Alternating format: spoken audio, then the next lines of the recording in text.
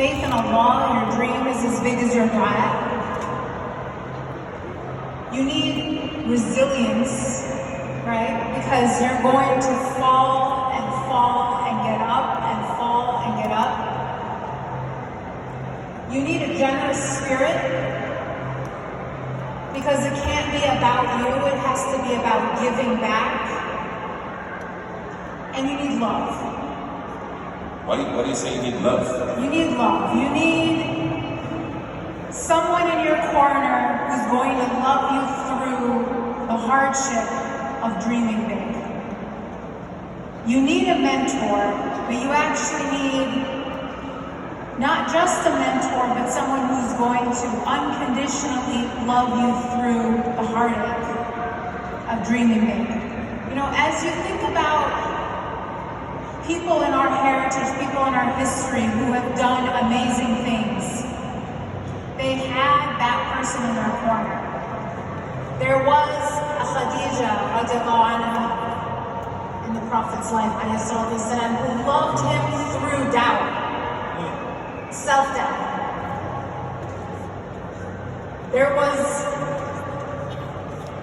Harun to Musa, they said, who was his companion when he asked to be with him.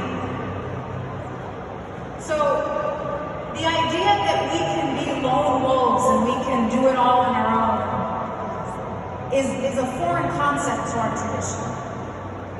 And it actually creates dreamers that end up being self-absorbed if they don't have someone in their corner loving them through. It can lead almost to like narcissism, right? It can become a form of self-worship where your dream is not about serving. It's not about creating something that will correct and bring a vision to humanity that is better than what we have today. But it's going to be simply a reflection of your own ambition. So I have a question. A lot of people say to me that they don't feel loved. So how do people find love, right? Because there's that song, looking for love in all the wrong places. And that makes us vulnerable when we all need love. You actually posted this on Facebook. Everybody follow her on Facebook and Instagram. You posted the statement of Khadija, the Prophet, my provisions came from the love of Khadija. I remember you posted this. And then in Surah Al-Duha, there is a commentary on وَوَجَدَكَ عَائِلًا فَأَغْنَى. We found you in need and we enriched you. أَغْنَاكَ بِخَدِيجَةٍ. We enriched you with Khadija, with love. So what would you say maybe to someone now who's trying to accomplish something, but they don't feel even at home love? Well, I think that we have to start to connect with one another. You know, I think the first step, is we have to get out of our isolation. We have to get out from behind our screens and have human interactions. You know, one of the trends that I've seen over the past 10, 20 years is hyper-individualization in the way we engage with our faith, which is hurting our ability to dream big. Because instead of having human experiences in solidarity or in community, we're engaging with our faith from behind a computer screen. Rather than going and experiencing a riveting lecture or a halaqah, just by its very nature, is a circle. You're looking at people's faces as you're learning. That is how human beings internalize information, by seeing it in the other's eyes. But instead of doing that, many of us are accessing knowledge purely through a computer screen, even when a human interaction is available to us.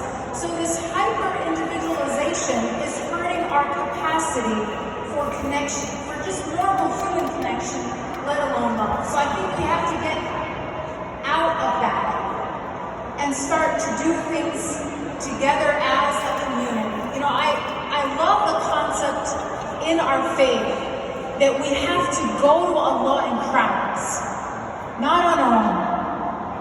And unless we do that, unless we find ways to connect as human beings, we are never going to find love.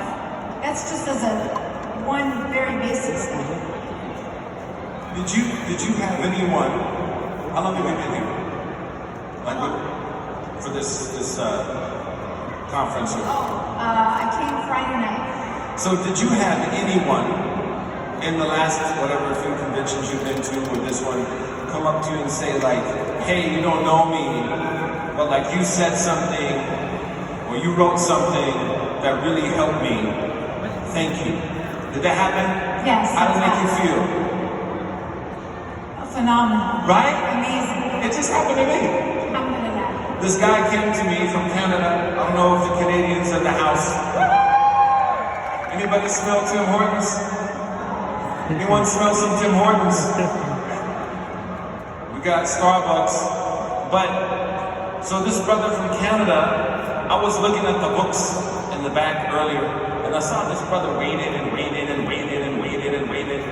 And I was like, man, I think he's waiting on me. So I turned around and said, hey, can I help you? And then he said, like, you know, there was a time in my life where I was going through something and then I saw something and I just want to thank you. And I was like, shh.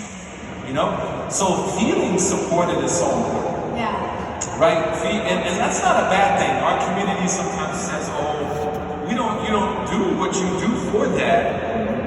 But the Prophet said, Mubashiratul Jannah. You know, like, if somebody says something good, it acknowledges good that you've done.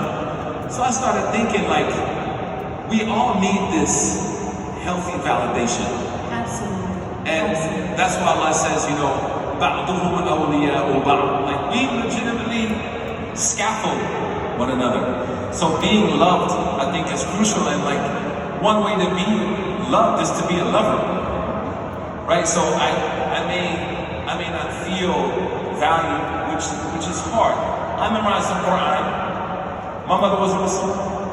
I come home. My mother asked me, what happened today? I said, I memorized the Quran.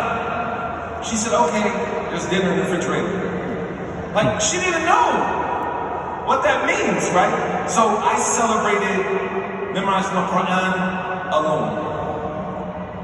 What I'm trying to say is, never underestimate, as we talk about love, like being that person that gives just good news to people. Kalima tayyiba sadaqah. Because it's a good word is called charity, because you enrich the person with your good word.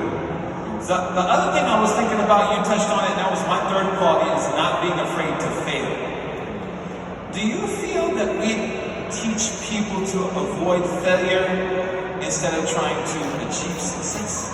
Absolutely. I think that's exactly what we do. There's so much stigma and shame surrounding failure instead of something that we, you know, in some communities it's actually celebrated. Not to celebrate failure as if, you know, that we want to be disappointed, but the idea of seeing failure as a process and as a learning experience. And that sounds very trite, but when you define success in Quranic terms, then failure is also redefined. Success in Quranic terms is tazkiyah. قَدْ أَفْلَحَ مَنْ زَكَّاهَا. Successful is the one who purifies it, talking about the nafs, the soul. And so if we redefine success, then dreaming big is going to require a lot of trial and tribulation, which in other words means failure, means getting disappointed, means getting hurt, means falling on your face. And to redefine that, if that led to greater purification, if that led to you praying the night, if that led to you remembering Allah in a more intimate way, then that wasn't a success. Right. Even though in the eyes of society it looked like failure. And so avoiding failure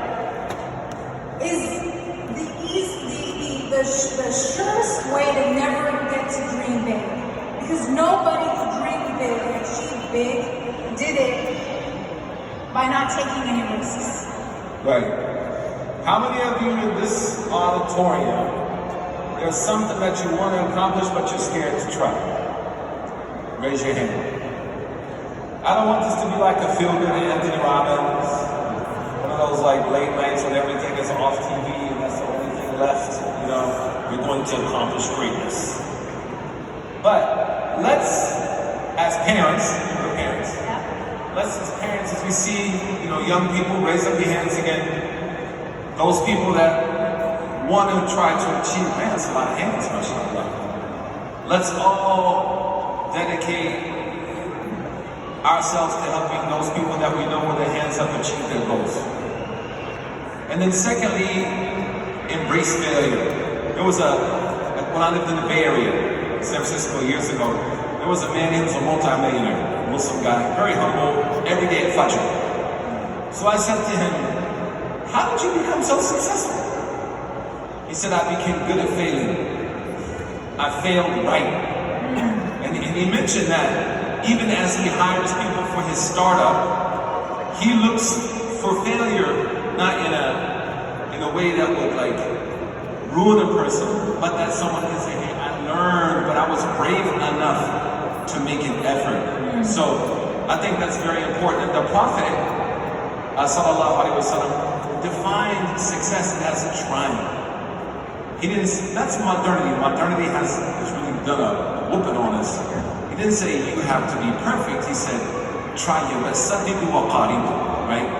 Do your best. Do your best. And you know, one thing that I think is really important about being a parent, if you're going to parent a child to dream big, is we have to teach our children and ourselves how to fall.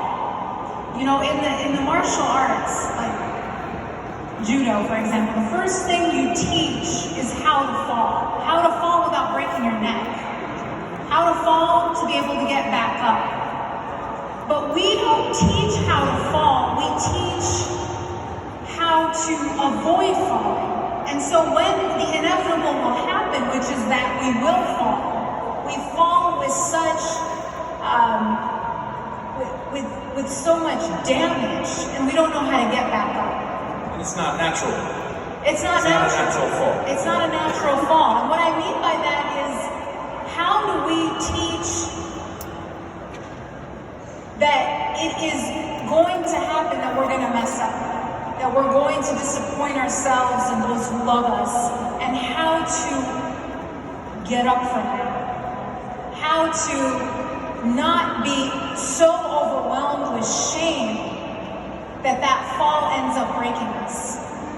How do we teach our community how to fall and get back up? Inshallah. Yeah, that's powerful.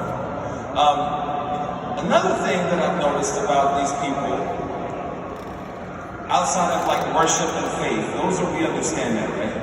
Is even though they're young, if they're 18, they have an IRA.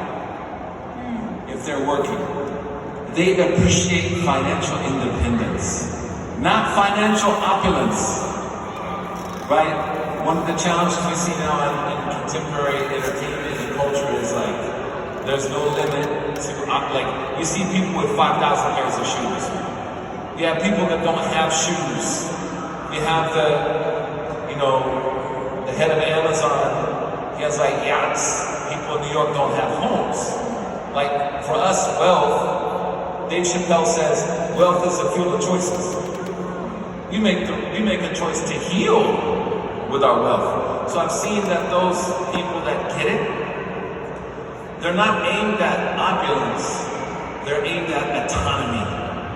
And the Prophet said, the best person is the one who Allah has blessed them with sufficient means, and they live a long life which is filled with good. Imam Shafi'i used to say, "In kuntu mashghulan bil basmala, la ufakkir fi mas'ala." If I'm thinking about onions, I can't think about fiqh. So they get the game quick that I have to be able to make certain moves. In order to make certain moves, I need to think about some type of financial autonomy. Yeah. Well, financial autonomy gives you the ability to make decisions without getting permission. I mean, autonomy is really an essential part of being able to dream big. Why do you say that? Autonomy is essential to dream big. Yeah. Why do you say that's deep? To have the flexibility to make your own choice, to chart your own path. And I think one of the reasons that so many of us shy away from that big dream is, as you said, fear. And so many people raise their hand. And so something I wonder if maybe we can talk about is, where do we find courage? Where does courage come from? I'll start with that. As I think about moments where I've been the most afraid. So one moment I was absolutely terrified is when I was about to give my TED Talk. So I was given the enormous privilege and opportunity to give a TED Talk on the main stage of the TED conference. And the audience in this conference is extremely intimidating. You have, in this actual place, this very conference that I was going to be speaking at, as other speakers were delivering their talk, I looked and I saw Steven Spielberg in the audience. I saw the founder of Twitter. I saw different celebrities. I mean, so I'm normal person about to go up on this stage, and how am I going to impress these people? I felt completely out of place, and it was like that scene, that idea where Musa alayhi salam is watching the magicians, and they're doing they're turning sticks into snakes, and he is actually afraid.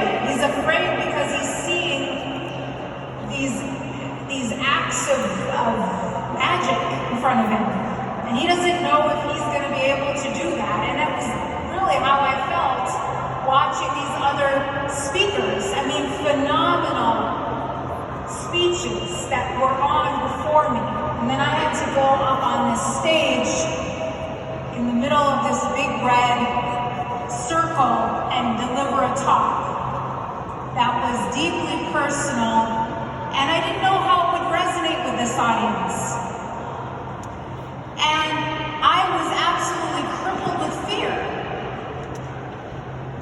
And the only thing that helped me over that fear was to realize, as I did my usual dua before I speak, Musa, Rabbi shrah li sadri wa yassir li amri wahlul 'uqda min lisani yafqahu qawli. He was scared before he was about to speak to Pharaoh, another very intimidating audience, alayhi salam. But he never prayed for eloquence. He was not trying to sound good. He was not trying to impress anyone. And if I was focused on impressing this audience, I would have been crippled with fear. He was focused and praying for being understood, the ability to deliver a message, a generous spirit, not a need for approval. And once I changed my mindset, I found the courage. And it came from a desire to give rather than to take. And I think so often we're afraid because we feel we are in a place of need for approval and acceptance, rather than in a place of generosity, of having something to give. Inshallah. You know, as you were talking, I kept seeing my daughter's face. I have a new baby daughter. My baby daughter is mashallah. So cute, mashallah. Mashallah. Mashallah again. But I think my neighbors think my daughter's name is mashallah. But she was born with Coombs syndrome, where her blood and her mother's blood are different. So about 2 hours after her birth, the 12th of May, which was like the 6th of Ramadan, this girl turned orange, jaundice, like orange. And I'm from the country, so we used to put babies in the windowsill in Oklahoma. And then they put her in intensive care. And then, you know, what went from baby, yeah, was, wow, these tubes in my daughter. So I think there's two types of fear, right? Yeah. There's that fear that I'm trying to do something. I have a goal and I have a dream. But then there's that fear that God sometimes creates into our life and reminds us in a powerful way, even though it's not fun. It can be very emancipating that you're not really in control. Right. Absolutely. And it's a tough lesson. I was like, oh Allah, this is Ramadan. And my wife and I were just, and then this is crazy. You talk about insurance in America, not to get far off the subject. They would not let my wife stay in the hospital. The day after she gave birth, they said her insurance won't allow her to stay. So I had to get the most expensive hotel because she's stitched up. She can't walk. So I saw my wife. I learned through this fear 5 or 6 times a day, walk to the hospital just to breastfeed this baby. So sometimes those moments of fear teach us God is in control, but وَلَا يَعْلَمُ جُنُودَ رَبِّكَ إِلَّا هُ. But God has my wife was one of God's soldiers that time. The second thing, if I can add to what you said, this was amazing.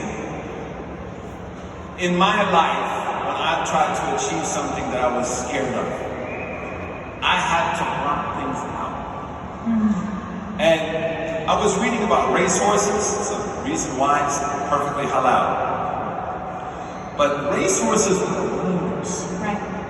Because if they did it, it will start to look, and that's when they fall. So sometimes you just gotta just focus. And that's the other quality I've seen in people that do it. They are focused.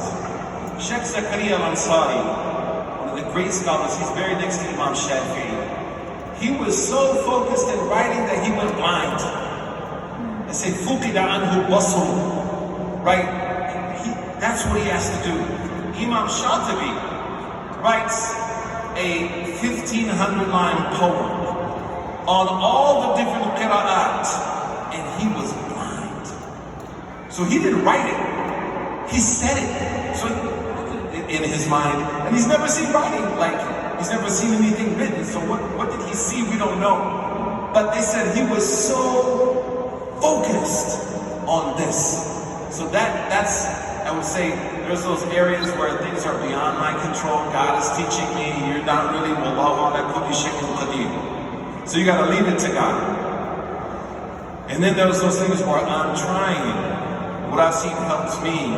When I first started learning Arabic, there was this uncle in the mosque who was so harsh, man, in Oklahoma. He would come to me and he would say, "Attaqi, you know, no Ajnabi will learn Arabic. I don't ever think a non-Arab can learn Arabic. And I'm learning Arabic." And I was like, what's wrong with this dude? But I used to let that be that firewood, man, in the stove. And I would go home and I would bust open Nahwa al-Wadih, and I would see that uncle. And I was like, one day, I'm gonna go to the mosque, and I'm gonna be like, Marhaban, قد جئت من مدينة أدمنت لكي أتعلم اللغة, and then see him get angry. And it happened. But I had to. And I had to like turn down invitations. I couldn't play video games with my friends. Couldn't play a lot of basketball. I had to sacrifice to stay focused. Yeah. You know, I think that that point about sacrificing to stay focused and doing these extraordinary things that we've been able to do, it goes to this question of how do we, in our dreams, how do we be from among the few? That idea of being from among the few. I'm going to say something that may be a little different. You got to have a little swagger to do that. Right? Not arrogance. There's a difference between arrogance and confidence. Got to be a little confident. In the sense like, I may not have done it, but I see myself doing it. And when I see myself doing it, I see the process of how to get there. So I'm not like, Allah says, they love to be praised for what they haven't done. That's not what I'm saying, but you gotta be a little brave. Maybe bravery is the word I'm looking for. And a little bit insightful as to, hey, I believe that God will help me do this, but I gotta work hard. And I say this with a little bit of confidence, not arrogance. Because sometimes the only person I can say as a convert, there are times the only person you have to medicate you and mentor you is you. In certain moments, that shouldn't be a constant. And if you're not a little bit confident, that the people will swallow you. Right? So there's a healthy kind of balance of humility, grace, and thankfulness to God, and respect with, I'm about to get this, inshallah. How do you build that up? Because I think so many of us are feeling beat down, are feeling, there's so much self-doubt, and it's perpetuated with social media. The longer you spend on social media, the worse you feel about yourself. So how do you maintain that confidence? How do you build it up? I mean, it comes and goes. None of us are always there. But I think having mentors is possible. If not having mentors, finding good content, finding it like your TED Talk, right? I can go online and I can find a tremendous amount of motivational, powerful, well-informed material that speaks to what I'm going through. Even reading, right? Reading is helpful. I can find people who have written about what I'm going through. So I think number one is if we're able to have some kind of mentor. So I remember the most difficult chapter in the Quran for me to memorize was Surah An-Nisa, 4th chapter. Because every verse is wa kana Allahu, wa kana Allahu, wa kana Allahu, wa kana. I was like, I didn't understand Arabic. I was like, what is this can? Like cans? Like can Allahu? Right? Can Allahu, can Allahu, can Allahu. I started going crazy. I memorized it.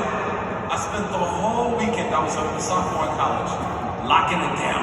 Because the sheikh was like, you gotta come on Monday, you gotta read all of Nisa.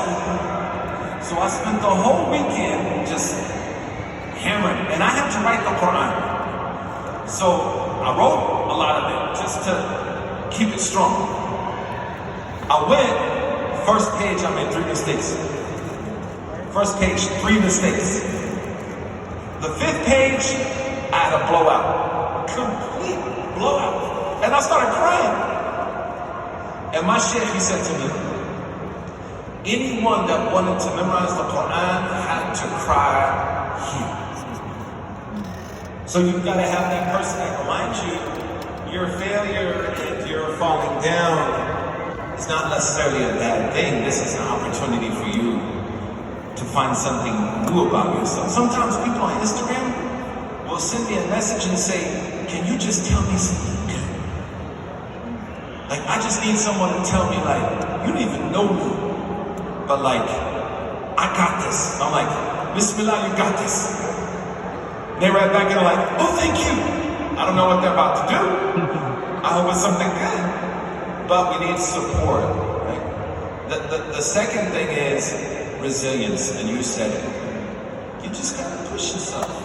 I met one time Sheikh Imad Afat, who died in the revolution in Egypt.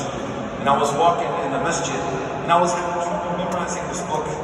So I said, Sheikh, is there any secret To memorize the book?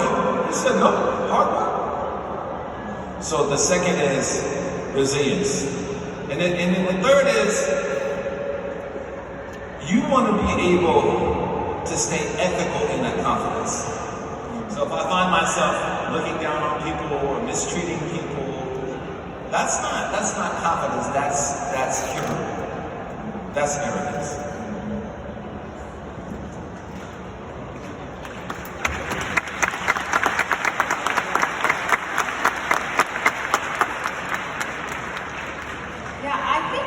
When I felt the most confident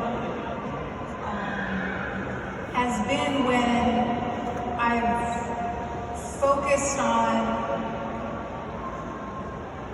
whatever I'm doing being bigger than me, where I become incidental to what I'm trying to accomplish. And part of at least appearing confident is appearing almost indifferent to how others perceive you. Although you might not feel that way, but you're most indifferent to how others perceive you when it doesn't become about how you're perceived and it becomes about a bigger cause. So I think that part of confidence is almost counterintuitively about not thinking about yourself, thinking of yourself less. So if lack of confidence is thinking less of yourself, confidence is thinking of yourself less. Yeah, mashallah. I don't know how we're doing this. We're both super tired. I even said to her, how did you get tennis shoes? Like, I wish I could sneak some tennis shoes on. I'm gonna wear a throw next time with some like these boosts. Really fast here, so. But something else too, you're gonna say something, sorry. No, I was actually gonna say, I think we have to wrap up. We're almost done. Our time is almost up, and I wanted us to just sort of think about our final thoughts as we wrap up our dialogue. There's two things I can reflect on, mashallah. One is, the other thing, you touched on it, is in that process of achieving my dream, I'm not always the main star of the production. Because if I see it as a process, then there are going to be times where I have to be in the back. Right. And that allows me to learn the whole process of achieving this dream. When we see usually successful people, they started on the bench. Sports. Well, they didn't get into the school that they wanted to.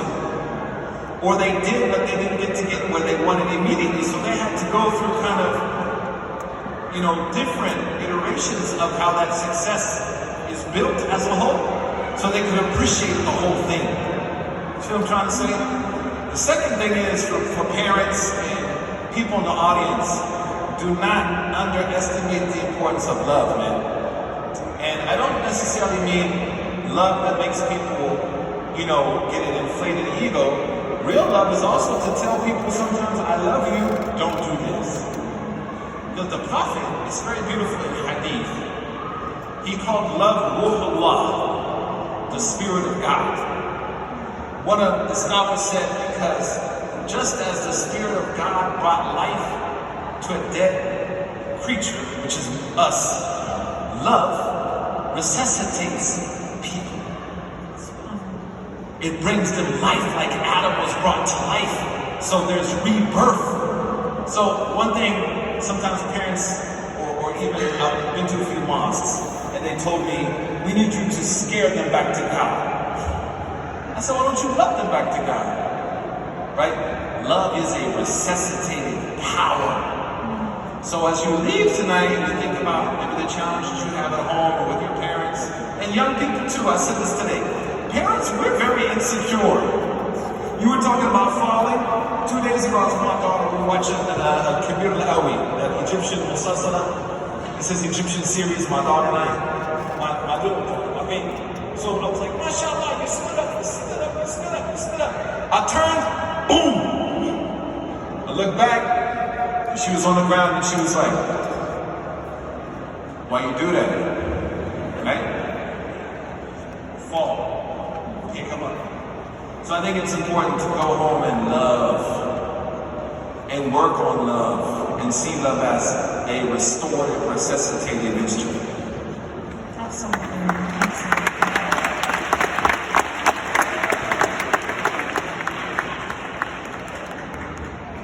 My final thought on these two topics of being among the few and achieving our dreams, and I think the reflection of love is essential. And I'll just add, is divorcing ourselves of the outcome. It's the most counterintuitive concept when you're trying to dream big. But the easiest way to not achieve your dream is to become obsessively stubborn about a specific outcome, the way that you think it has to look. And part of resilience, this is something my husband was pointing out to me, is about flexibility, is about being agile, being able to achieve the mission without it looking exactly or the way that you think it should go. So divorcing yourself of both credit and outcome is a key ingredient to dreaming big. Wa jazakallahu khairan. Assalamu alaikum.